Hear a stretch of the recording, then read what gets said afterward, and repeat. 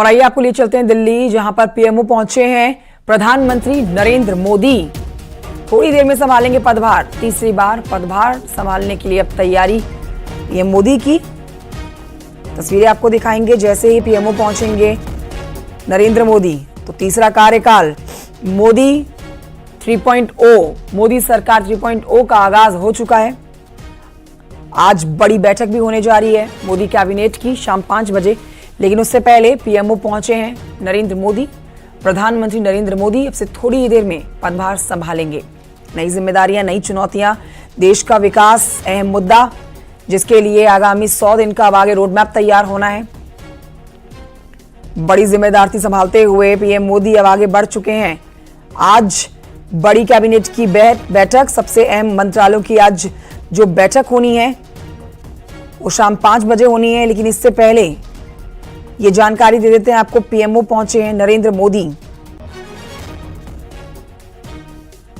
कल शपथ ग्रहण के बाद आज एक्शन मोड में नजर आने वाले हैं मोदी कैबिनेट के मंत्री, क्योंकि शाम को अहम बैठक होगी। ड्रीम कैबिनेट में आपने देखा कई नई चेहरों की एंट्री हुई है, बड़ी जिम्मेदारियां इनको दी जानी है। लेकिन तस्वीरें आपको दिखा रही हैं, कारवां आप देख सकते हैं पीएमओ पहुंचने का नरेंद्र मोदी का। प्रधानमंत्री नरेंद्र मोदी पीएमओ पहुंच रहे हैं।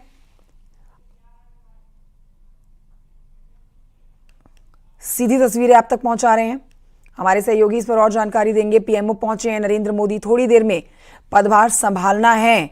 5 साल का जो देश की जनता ने नतीजे दिए अपने, और उसमें 5 साल की एक बड़ी जिम्मेदारी अब एक बार फिर से प्रधानमंत्री नरेंद्र मोदी के ऊपर जो आई है, उसी पर आगे बढ़ते हुए सबसे पहली तस्वीर शपथ ग्रहण के बाद जो आज आई है पीएमओ पहुंचने की नरेंद्र मोदी की, इस पर और जानकारी देंगे हमारे सहयोगी अनूप गुप्ता। अनूप गुप्ता, तस्वीरें हम दिखा रहे हैं, पीएमओ पहुंच चुके हैं, आज पदभार संभालना है नरेंद्र मोदी को। बिल्कुल, जिस तरीके से आप तस्वीर देख रहे हैं, वाकई प्रधानमंत्री नरेंद्र मोदी ने कल भी जब अपने मंत्रियों के साथ चाय पे चर्चा के लिए वो बैठे थे, तो उस समय भी उन्होंने कहा था सभी मंत्रियों से कि शपथ ग्रहण समारोह के बाद और पोर्टफोलियो डिसाइड होने के बाद आप तत्काल काम पर लग जाएं, क्योंकि जिस तरह का जनादेश मिला है आपको जनता के हित में काम करने हैं। और इसके अलावा उन्होंने जो 100 दिन का एजेंडा सेट किया है उस पर भी काम करने के लिए सभी मंत्रियों को हिदायत दी थी। तो ऐसे में आप पदभार ग्रहण कर लेंगे। और आपको बता दूं कि आज देर शाम 5 बजे केंद्रीय कैबिनेट की बैठक होगी। ये कह सकते हैं कि मोदी सरकार के तीसरे कार्यकाल का ये पहला कैबिनेट बैठक होगा जब सारे कैबिनेट मंत्री इस बैठक में मौजूद होंगे। और जाहिर सी बात है कि ये कैबिनेट पर सबकी नजर होगी कि मोदी सरकार के तीसरे कार्यकाल में क्या सबसे पहला फैसला केंद्र सरकार की तरफ से लिया जाता है। कैबिनेट में देखिए फैसला लिया जाएगा। दूसरी तरफ आपको बता दूं कि अभी इस बात का भी इंतजार किया जा रहा है कि किस मंत्री को कौन सा पोर्टफोलियो दिया जाएगा। देखिए, आमतौर पर शपथ ग्रहण समारोह के तुरंत बाद पोर्टफोलियो का वितरण हो जाता है, पोर्टफोलियो दे दिया जाता है, लेकिन अभी तक डिसाइड नहीं है कि कौन जो मंत्री हैं उनको कौन सा मंत्रालय मिलेगा। उस पर भी सबकी अभी नजरें टिकी हुई है। बिल्कुल, तो पोर्टफोलियो किसको क्या मिलता है, क्या बड़ी जिम्मेदारी मिलती है, कौन सा मंत्रालय संभालने के लिए मिलता है, अनूप गुप्ता, ये तो चर्चा का विषय है ही, लेकिन इससे अलग ये भी बहुत बड़ी चर्चा का विषय है कि बीजेपी का राष्ट्रीय अध्यक्ष अब कौन होगा, क्योंकि जेपी नड्डा तो मंत्रालय पहुंच चुके हैं। अब ऐसे में यह भी देखा जाना है कि अब बीजेपी की कमान कौन संभालता है बतौर बीजेपी के राष्ट्रीय अध्यक्ष के रूप में। अनूप गुप्ता, बहुत शुक्रिया आपका जानकारी के लिए।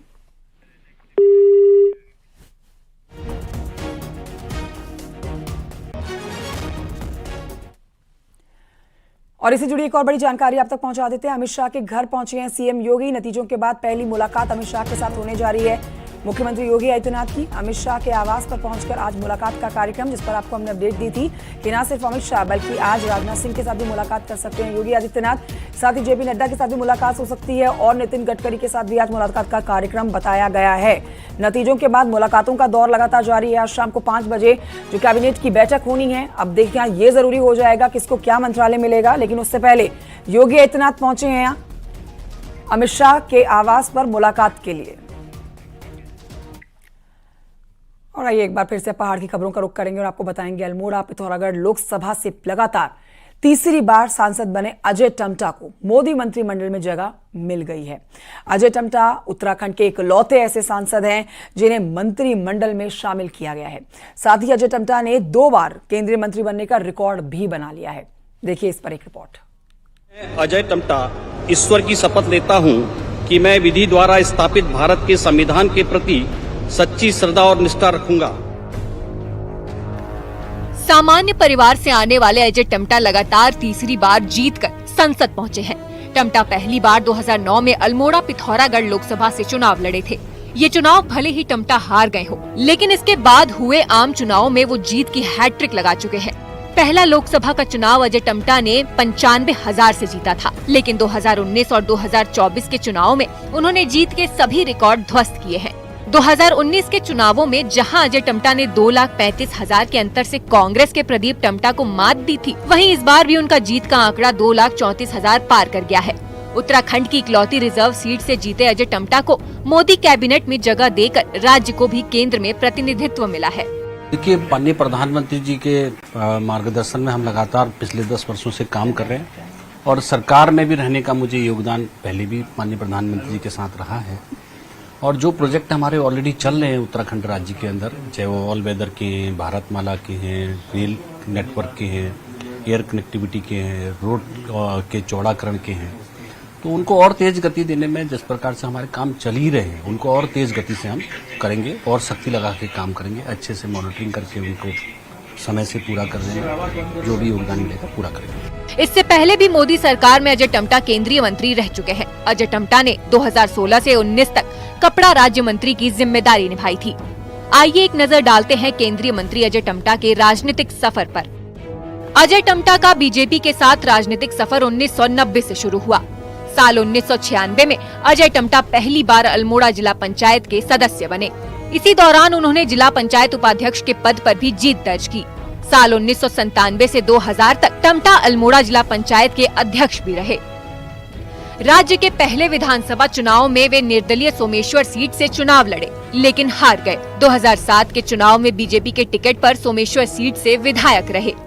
विधायक बनने के बाद 3 साल तक उत्तराखंड के कैबिनेट मंत्री भी रहे। विधायक रहने के दौरान ही टम्टा को 2009 में बीजेपी ने लोकसभा सीट का टिकट भी दिया। 2014 में अजय टम्टा पहली बार लोकसभा का चुनाव जीते। इसी दौरान 2016 से 19 तक उन्हें केंद्र में कपड़ा राज्य मंत्री भी बनाया गया। अजय टम्टा के एक बार फिर केंद्रीय मंत्री बनने से पूरे उत्तराखंड में खुशी की लहर है। माननीय अजय टम्टा जी पहले ही मंत्रिमंडल में उनको स्थान मिल रहा है, ये हम सब के लिए बहुत खुशी की बात है। अल्मोड़ा संसदीय क्षेत्र हो या पूरे उत्तराखंड प्रदेश के लिए ये बहुत अच्छी बात है। और निसंदेह हमारे उत्तराखंड राज्य का, इस अल्मोड़ा संसदीय क्षेत्र का जो आवश्यकताएं यहाँ की हैं, उनकी निश्चित रूप से वो पूर्ति होगी, बहुत अच्छा विकास होगा। अल्मोड़ा पिथौरागढ़ लोकसभा से अजय टम्टा इकलौते ऐसे सांसद हैं जिन्हें 2 बार केंद्र में मंत्री बनने का मौका मिला है। टम्टा से पहले इस लोकसभा सीट से सिर्फ बची सिंह रावत ही केंद्र में मंत्री बने थे। एससी वर्ग के अजय टम्टा को केंद्र में मंत्री बनाकर बीजेपी ने उत्तराखंड में जातीय समीकरणों को भी साधा है। राजपूत समुदाय से पहले ही पुष्कर सिंह धामी को मुख्यमंत्री बनाया जा चुका है, जबकि ब्राह्मण समुदाय के महेंद्र भट्ट बीजेपी प्रदेश अध्यक्ष हैं। वहीं अब अजय टम्टा को केंद्र में मंत्री बनाकर एससी वर्ग को भी साधने की कोशिश की जा रही है। अल्मोड़ा से किशन जोशी के साथ पिथौरागढ़ से विजयवर्धन उप्रेती की रिपोर्ट। तो केंद्र में मोदी सरकार का गठन होते उत्तराखंड में धामी सरकार भी एक बार फिर से एक्शन मोड में आ चुकी है। चुनाव के भागदौड़ के दौरान आचार संहिता के कारण जो काम रुके हुए थे, एक बार फिर से उन पर तेजी से काम होना शुरू हो चुका है। उन कामों को तेज गति के साथ आगे बढ़ाया जा रहा है। देखिए रिपोर्ट।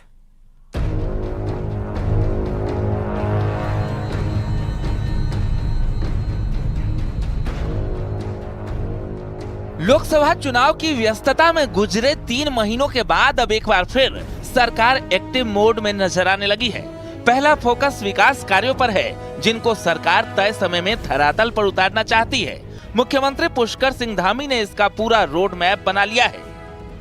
मुख्यमंत्री ने 2022 के विजन डॉक्यूमेंट में किए गए वादों में से अगले 2 साल में जिन योजनाओं को धरातल पर उतारा जाना बाकी है, उनकी पूरी लिस्ट तलब की है। सीएम धामी अब एक विभाग की समीक्षा करेंगे, योजनाओं, उनकी प्रगति और आगामी लक्ष्यों की डिटेल्ड जानकारी लेंगे। मुख्यमंत्री जिलेवार दौरा कर विकास कार्यों की समीक्षा करने जा रहे हैं। शुरुआत हरिद्वार, देहरादून, यूएस नगर, नैनीताल से होगी। ग्लोबल इन्वेस्टर समिट में हुए एमओयू भी मुख्यमंत्री के टारगेट पर हैं। राज्य में संचालित टनल, रेल परियोजना, निर्माणाधीन और प्रस्तावित रोपवे, एक्सप्रेसवे, चार धाम रोड पर भी फोकस रहेगा। देहरादून की यातायात व्यवस्था भी मुख्यमंत्री के निशाने पर है। ट्रैफिक व्यवस्था को लेकर भी मुख्यमंत्री मीटिंग कर सकते हैं। चार धाम यात्रा, आदि कैलाश यात्रा, जागेश्वर धाम यात्रा, शारदा हरिद्वार ऋषिकेश कॉरिडोर भी टारगेट पर रहेगा। ये तो रहा विकास कार्यों को लेकर सरकार का प्लान। इसके अलावा प्रशासनिक फेरबदल भी तय है। सबसे पहले कई अफसरों पर गाज गिरेगी। अफसरों की सूची बाकायदा तैयार हो चुकी है। एक झटके में सचिवालय से लेकर जिलों तक के कई अफसर इधर से उधर किए जा सकते हैं। न्यूज़ 18 के लिए देहरादून से सुनील नप्रभात की रिपोर्ट।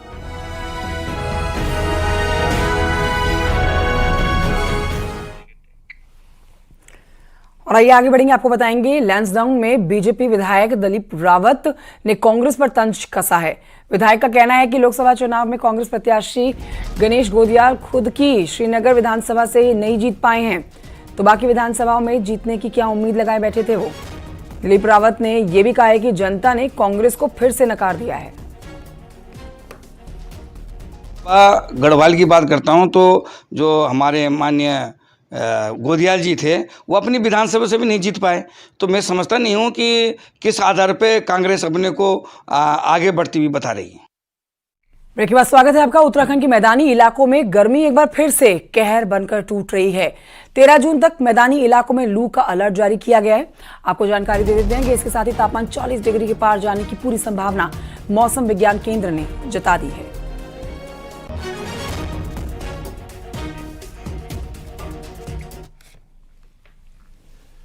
चारधाम यात्रा से जुड़ी जानकारी आप तक पहुंचा रहे हैं, जहां 1 जून को माफ कीजिए 1 महीना पूरा हो चुका है आज, यानी कि 10 मई को चारधाम यात्रा का आगाज हुआ था और आज 10 जून को पूरा 1 महीना हो चुका है। और इस बीच आपको ये महत्वपूर्ण जानकारी दे देते हैं कि रिकॉर्ड चारधाम यात्रा में भक्तों ने दर्शन किए हैं। चारधाम यात्रा में 19 लाख से ज्यादा श्रद्धालु अब तक दर्शन करके लौट चुके हैं। सबसे ज्यादा भक्त जो पहुंचे हैं वो केदारनाथ में पहुंचे हैं, जहां 7,66,000 यात्री दर्शन करके लौटे हैं। बद्रीनाथ में 4,88,000 यात्रियों ने दर्शन किए। गंगोत्री में 3,56,000 भक्तों ने दर्शन किए और यमुनोत्री में 5,000 भक्तों ने दर्शन किए।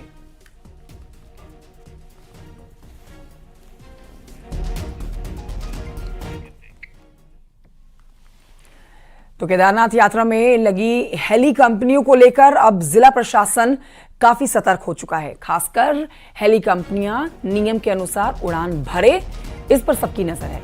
इसको लेकर अलग से ही एक सेक्टर मजिस्ट्रेट की तैनाती कर दी गई है, जो इस कंपनियों पर, इस काम पर पैनी नजर रखने जा रहा है।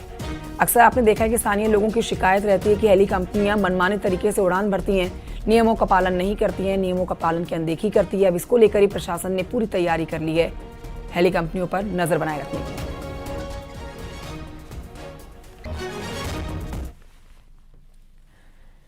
उधर कैंची धाम तक पहुंचना श्रद्धालुओं के लिए किसी चुनौती से कम नहीं हो रहा है। रोजाना यहां पर लंबा जाम पर्यटकों को परेशान कर रहा है। तस्वीरें भी आपको दिखा रहे हैं। 15 जून को स्थापना दिवस है कैंची धाम का। अब ऐसे में यहां पर भीड़ ज्यादा आती है। लंबा जाम आप जहां तक नजर डालेंगे आपको नजर आएगा। कैंची धाम में स्थापना दिवस के दिन मेला लगता है। इस मेले के आयोजन में दूर दराज इलाकों से लोग आते हैं। लेकिन जो तस्वीरें आप देख रहे हैं, कैंची धाम को मेले के दिन 0 जोन बनाया जाना है, इस पर जानकारी आपको दे रहे हैं। भवाली और सैनिटोरियम चौराहे से श्रद्धालुओं को शटल सेवा से ही कैंची धाम भेजा जाएगा। जो बदलाव किए गए हैं वो ध्यान से आप जान लीजिए। 11 पार्किंग स्थल बनाए जाएंगे। अल्मोड़ा, पिथौरागढ़, बागेश्वर में ट्रैफिक को वाया रामगढ़ भेजने के लिए प्रशासन ने रूट तैयार किया है। 15 जून को कैंची धाम का स्थापना दिवस है। लाखों की संख्या में यहाँ पर लोग पहुंचते हैं। ऐसे में हर कोई आके दर्शन करके लौटे और यातायात व्यवस्था ना चरमराए, इसके लिए नई गाइडलाइंस जारी कर दी गई हैं। जिलाधिकारी महोदया की अध्यक्षता में मीटिंग हो चुकी है और उसमें जो हमारे स्तर से ड्यूटी लगनी है, हमारे द्वारा ड्यूटी चार्ट तैयार किया जा रहा है और बहुत जल्दी ड्यूटी चार्ट जो है वो घोषित कर दिया जाएगा। और कैंची धाम में भी व्यवस्था नहीं होने दी है किसी प्रकार की। 15 जून को जो बाबा जी के जन्म दिवस के अवसर पर जो कार्यक्रम होता है उसको बहुत अच्छे से सकुशल संपन्न कराया जाएगा। बरसाती सीजन में चमोली और उत्तरकाशी हाईवे पर मुश्किलें बढ़ सकती हैं। इस बात का खुलासा हुआ है पुलिस की उस रिपोर्ट से जिसे पुलिस ने शासन को भेजा और इस पर कार्रवाई तेज करने की बात कही। देखिए रिपोर्ट।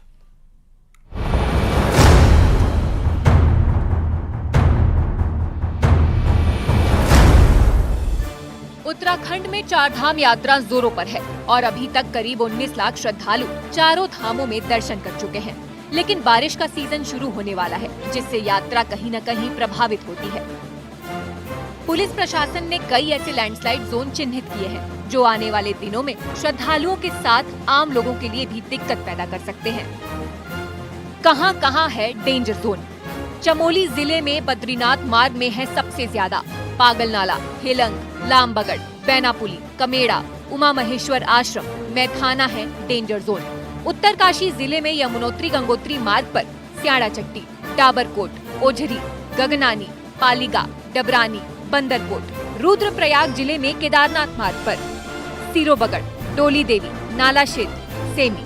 चमोली जनपद में एक बार फिर से मानसून के दौरान गौचर के पास कमेड़ा और चमोली के पास पागल नाला तथा बद्रीनाथ के निकट लामबगड़ स्लाइड एक बार फिर से बरसात के दौरान मुश्किलें पैदा कर सकता है। आप देखिए अभी भी यात्रा किस तरीके से चरम पर चल रही है, लेकिन इस बार जो लैंडस्लाइड वाले जो जोन है उसमें कुछ पुराने भी हैं तो कुछ नए जोन भी विकसित हुए हैं। अगर बरसात रहते यहाँ पे व्यवस्थाएं नहीं की गई तो घंटों तक एक बार फिर से मार्ग बाधित होने की संभावना बनी रहेगी। मॉनसून सीजन से पहले पुलिस ने रिपोर्ट तैयार कर शासन को भेजी है और इन इलाकों में जल्द सुधार की मांग की है।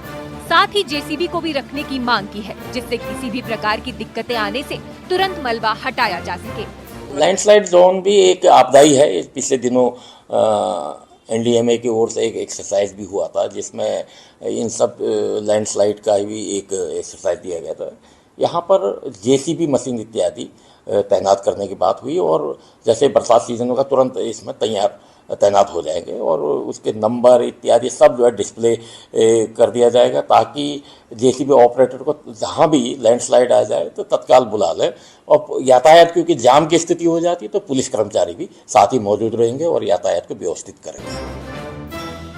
चारधाम यात्रा मार्ग को पूरी तरह से चौड़ा किया गया है, लेकिन अभी भी इस मार्ग पर कई स्पॉट्स हैं जो हल्की बरसात में भी नासूर बनकर टूटते हैं, जिन पर जल्द ध्यान नहीं दिया तो आने वाले दिनों में स्थानीय लोगों के साथ साथ यात्रियों को भी भारी दिक्कत से दो चार होना पड़ेगा। न्यूज़ 18 के लिए नितिन सेमवाल के साथ देहरादून से सतेंद्र बर्तवाल की रिपोर्ट।